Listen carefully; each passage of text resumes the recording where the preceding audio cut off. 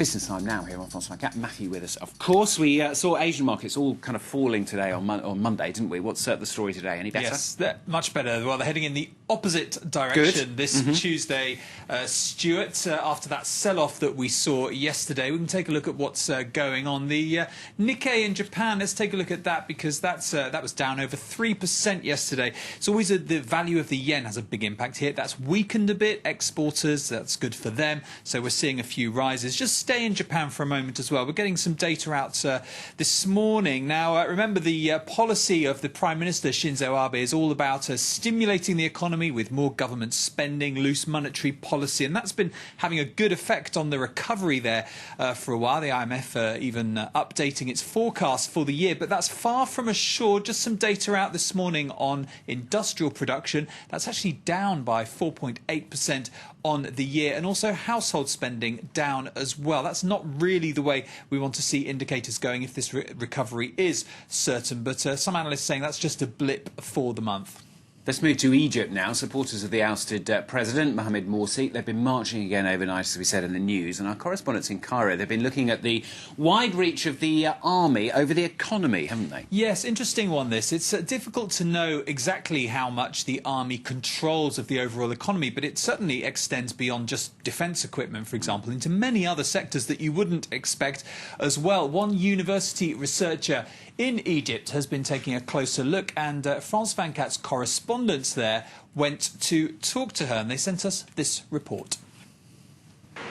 In a country where secrecy shrouds the military's economic interests, researcher Zainab Abul Magd was given unprecedented access to army-run factories.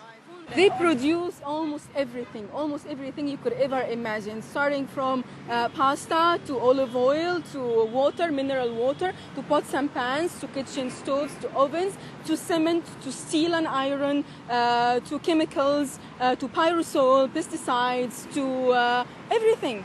A few meters away is one of those factories. And the military also own numerous farms and businesses, as well as holding the licenses on vast swathes of land here. But a lack of transparency means no one knows exactly how much of GDP they control.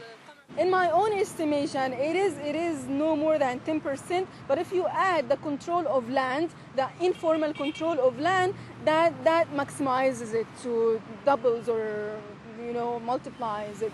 The generals say their budget is a national security issue. That's why they won't allow any parliamentary oversight. But some here believe it's so the military can keep their huge profits a secret. This is one of the problems that the supporters of the January Revolution were asking for all the time, that we have to have transparency, especially in the economic activities, because these are not related to national security. So what's the problem in seeing what's happening there? With the army now firmly in charge of politics here, their economic activities look set to remain above scrutiny.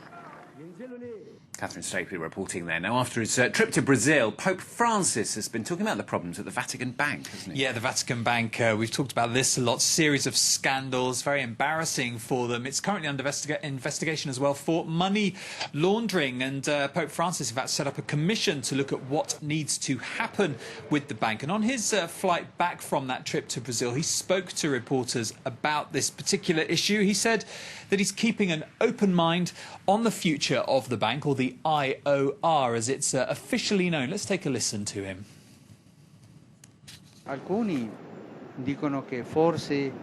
Some say it is better for it to be a bank. Some say it should be a fund for good works.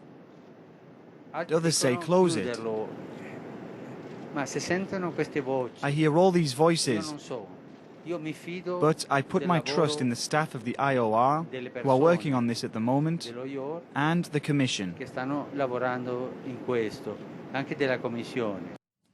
Right, well, let's get some of the day's company news now. And Germany's BMW has launched its first mass production electric car. Events were held in London, New York and Beijing to show off the new i3 model. The first cars will go on sale next year in the US. BMW is putting $2.7 billion behind its electric car program. A fire on board a Boeing 787 Dreamliner has prompted a fresh series of safety checks. Investigators say a distress beacon was the likely cause of a recent fire on board an empty jet at London's Heathrow Airport.